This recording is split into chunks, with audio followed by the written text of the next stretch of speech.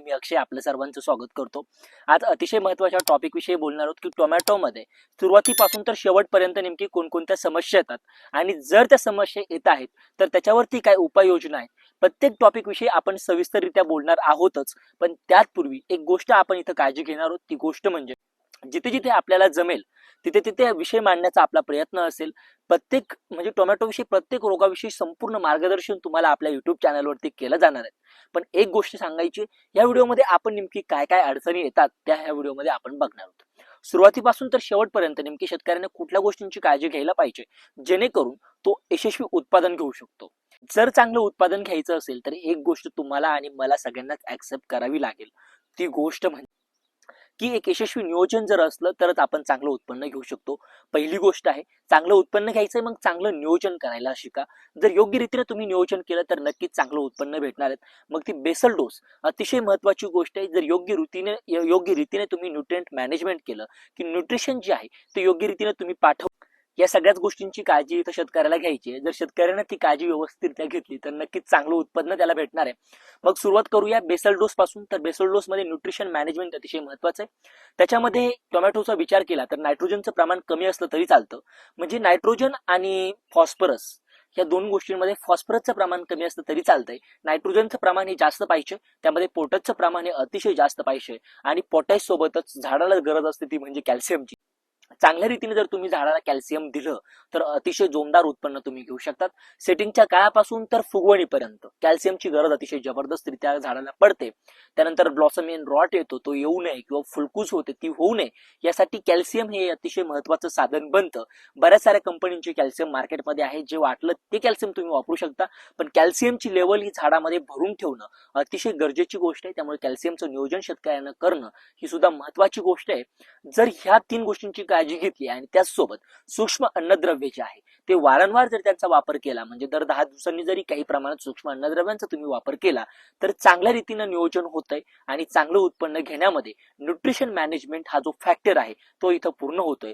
त्याचसोबत वावराची तयारी करणं, म्हणजे जे वावर असतं, आपली जी जमीन असते ती जमीन भुसभुशीत होणं, त्याच्यानंतर जो बेड पडतो तो बेड तितकाच पोकर तितकीच चिकन मातीचा पडलेला असणं ही अतिशय महत्वाची गोष्ट आहे. या गोष्टींचं नियोजन झाल्यानंतर जर वावरामध्ये काही ऑर्गॅनिक खतांचा वापर केलेला असला, त्यामध्ये अतिशय महत्वाची गोष्ट म्हणजे शेणखत किंवा गांडूळ खताचा वापर केलेला असेल तर ऑर्गॅनिक कार्बन आहे हा झाडामध्ये म्हणजे जमिनीमध्ये बनून असतो आणि याचाच फायदा पुढे जाऊन आपल्याला जमिनीमध्ये होतो. त्याचसोबत महत्वाची गोष्ट मला ही सांगायची होती की रोपाची निवड करताना शेतकऱ्यांनी इथं काय केलं पाहिजे. जी रोप आहे त्या रोपामध्ये जर डिफिकोनाझल, प्रोपिकोनाझल या घटकांचा वापर केलेला असेल, म्हणजे आपण हाईट थांबवण्यासाठी काही लोक शेतकरी कल्टरचा वापर करतात किंवा म्हणजे प्रोपिकोनाझोलचा वापर करतात, हा वापर झालेले रोप असेल तर ते घेणं टाळावं. याचं कारण म्हणजे ते रोप जे आहे ते नंतर गर्भधारण करण्यासाठी इतकं पुरेसं नसतं जितकं ल्युओसिन वापरलेलं जे घटक म्हणजे क्लोरोमिक्वेट क्लोराईडचा वापर केलेला असतो ते चांगलं पुरेसं असतं. ते रोप चांगलं असतं, ते रोप गर्भधारणाही लवकर करतं. आणि गर्भधारणा करणं का गरजेचं आहे, कारण जर चांगलं उत्पन्न घ्यायचं असेल तर मॅनेजमेंट हे सुरुवातीपासून असलं पाहिजे. जर व्यवस्थितरित्या तुम्ही मॅनेजमेंट केलेलं असेल तर चांगलं उत्पन्न घेणं ही अतिशय सोपी आणि सरळ गोष्ट आहे मित्रांनो. मग ह्या गोष्टीचं नियोजन केल्यानंतर जे रोप आहे त्याची जी साईज आहे ती लहान असणं गरजेचं आहे. जर खूप मोठं रोप घेतलं तर नंतर ते फुटवा करण्यास प्रॉब्लेम देणार, त्याची वाढ झपाट्यानं होणार. मग सगळ्याच गोष्टी आपल्या टेक्निकली फिट बसतच नाही. म्हणून रोपाची जी वाढ आहे ती लहान रोपाची जर वाढ झालेली असेल आणि ते रोप तुम्ही घेतलं तर ते तुम्हाला भरघोस उत्पन्न देण्यासाठी अतिशय बेस्ट चॉईस असेल. त्याच्यानंतर दुसरी गोष्ट शेतकरी मित्रांनो मला ही आवडते की मल्चिंग पेपरचा वापर करणं अतिशय गरजेचं आहे. आता शेतकरी विचार करतो की एकरी 10-12 हजार रुपये मल्चिंग पेपरचा खर्च होतो, पण शेतकरी मित्रांनो इतकी तर तुम्हाला मजुरी लागते जेव्हा तुमच्या पिकात तण व्यवस्थापन करायचं असतं. आता मेट्रिब्युझिन सारखे जे तणनाशक आहे ते सुद्धा खूप महाग भेटतात आणि महाग भेटलं म्हणण्यापेक्षा आपण प्रत्येक ठिकाणी ते फवारू शकत नाही, कारण जमिनीवर त्याचे दुष्परिणाम होतात. जर आपण मल्चिंगचा वापर केला, ते पण चांगल्या क्वालिटीचा मल्चिंगचा, तर आपण या रोगांपासून वाचू शकतो. म्हणजे जे तणांपासून रोग अटॅक करतात त्यामध्ये थ्रिप्स प्रामुख्यानं असेल, व्हाईट फ्लाय असेल, हे जे नंतर अटॅक करतात याचा खर्च जो वाढतो. मग हा संपूर्ण खर्च आणि संपूर्ण बजेट जर बसवायला गेलं ना तर हे खूप महाग पडतं की मल्चिंग टाकलेलं नाही. मग त्यापेक्षा मल्चिंग वापरलं ही अतिशय सोपी पद्धत आहे, अतिशय चांगली पद्धत आहे आणि याच्यातून आपल्याला उत्पन्न सुद्धा चांगलं भेटतं. मग जर उत्पन्न चांगलं घ्यायचं असेल तर तयारी ही जोरदार असली पाहिजे, कारण संघर्ष आपल्याला करायचा आहे. मग तो संघर्ष अटळ असला पाहिजे, तो संघर्ष प्रयत्नांतून असला पाहिजे, तो संघर्ष आपल्या लढवय्यापणातून असला पाहिजे. कारण माघार घेतलेलं तर कुणीही जिंकतं, जग जिंकायला काय लागतं, पण तयारी ही अप्रतिम असली पाहिजे, कारण अप्रतिम तयारीतूनच आपण सगळं काही उभं करू शकतो. ही गोष्ट माझ्या शेतकऱ्यांनी इथं लक्षात घ्यायची.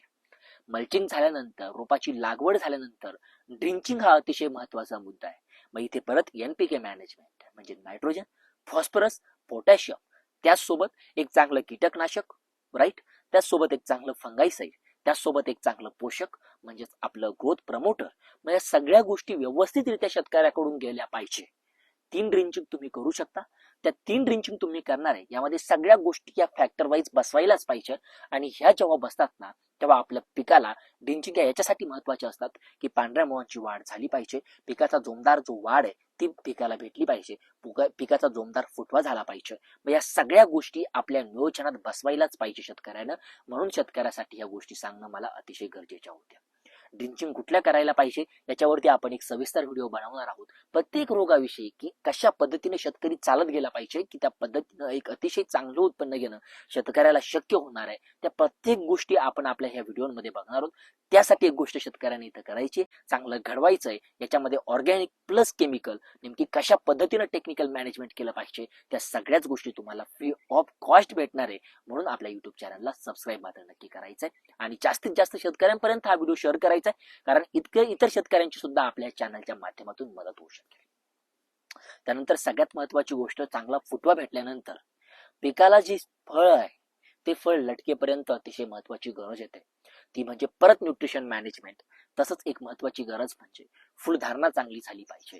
यासाठी जे अॅमिनो ऍसिड आहे, सीविड एक्स्ट्रॅक्ट आहे, फुलविक ऍसिड आहे, कार्बोक्सिलिक ऍसिड आहे, यांचा वापर योग्य प्रमाणात जर झाला तर अतिशय चांगली फुलकळी आपल्याला बघायला भेटेल. कारण हाच अतिशय महत्वाचा मुद्दा आहे.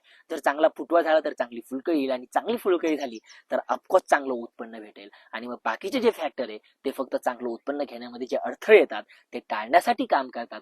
पण हे जे 3 फॅक्टर मी सांगितले हे अतिशय चांगलं उत्पन्न घेण्यासाठी काम करतात. म्हणून यांची काळजी तुम्हाला इथे घेणं अतिशय गरजेची गोष्ट आहे. म्हणून मी सांगितलेल्या गोष्टींची काळजी जर तुम्ही घेतली तर जबरदस्त उत्पन्न तुम्हाला पुन्हा भेटतंय. मग यामध्ये काय गोष्टींचा वापर केला पाहिजे त्या गोष्टी आपण पुढे बघणार आहोत.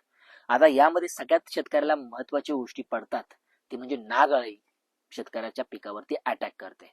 म्हणजे ह्या टप्प्यामध्ये सुरुवातीपासून तर फुलकळी येण्यापर्यंत म्हणजे जो 35 दिवसाचा टप्पा असतो, इथे अळी काही प्रमाणात दिसते, नागअळी काही प्रमाणात दिसते. आता अळीचा विचार केला तर कुठलंही चांगलं कीटकनाशक तुम्ही फवारू शकता. यामध्ये इंडोक्सा काप घटक असणारा, क्लोरोटानिप्रोल घटक असणारा किंवा याच्यामध्ये म्हणजे वायू ज्याच्यामध्ये टेट्रानिप्रोल हा घटक असणार, त्यामध्ये हे घटक असणारे तुम्ही इन्सेक्टिसाइड जर चांगल्या पद्धतीने फवारणी केली, योग्य ते प्रमाण औषध दुकानदारांना तुम्ही विचारून घेऊ शकतात.